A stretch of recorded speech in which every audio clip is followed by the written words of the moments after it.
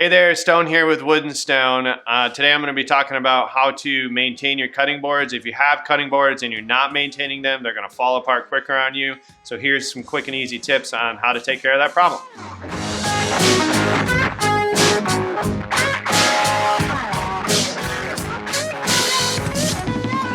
As with everything, there's a bunch of different options. I like to use Howard's. They have a butcher block oil, which is food grade mineral oil.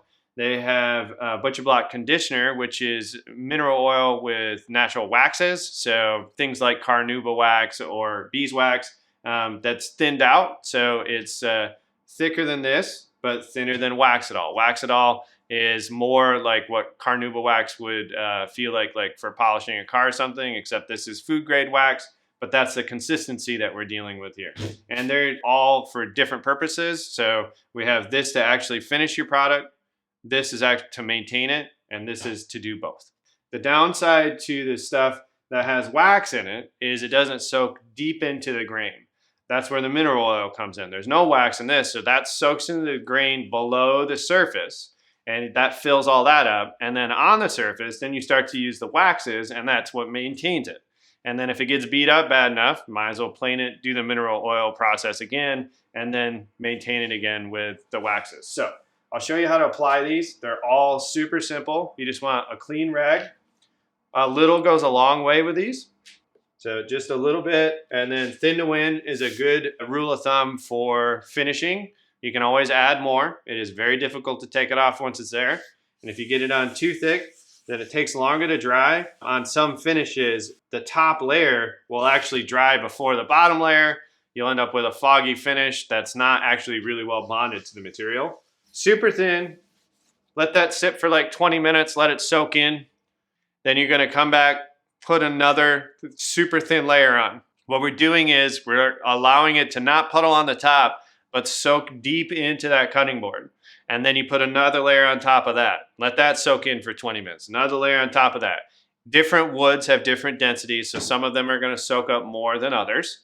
But what you're looking for is when you come back after 20 minutes, it didn't soak it up, and there's still some left on the surface. That's completely sealed. It cannot soak up anymore. All of your wood grain is full, which is what we're looking for, because if it's full of a food-safe oil, it cannot fill up with something else. Let that sit overnight. Then we can go to the stuff that has wax in it. So we can go with the Wax-It-All, or we can go with the butcher block conditioner. These are an overnight dry process. So wash it off, put your wax on it, set it up on the counter. I like to use painter's pyramids. You can get these at Woodcraft. I want to say it's $5 for 10 of them, but it sets it up so you can cover both sides, and then the bottom will dry as well as the top. This a little goes a long way with this stuff. So we're just gonna put that on super thin. I guess start out with about that much. Then what I do is I put it up on a corner like this for my next couple of layers. Spread that around. See how we got like a nice shiny finish to it? Then after you do your edges, you're gonna set this on here. What you don't wanna do is put this on here and then rub on it, because you're putting pressure. You'll then see those dents underneath, especially on your softer woods. Wax-It-All is a much thicker material, so you will have to use a little more elbow grease, but it goes a lot further. So you can see here that it's almost dry to the touch. That's how thin you want to put this stuff on. Most finishes, it's just a good idea to do multiple thin layers than it is to do one thick layer. So this is, I can feel that it's wet. You can feel the wax in there, but if I put my finger on there, like you're not seeing a fingerprint, that's how thin it is. That way it can soak into the wood and it dries out. And then you can come back and add another one later, but you're gonna let this sit overnight, same way on the painter's pyramids, and that is another great finish for cutting boards. These are some great food safe options.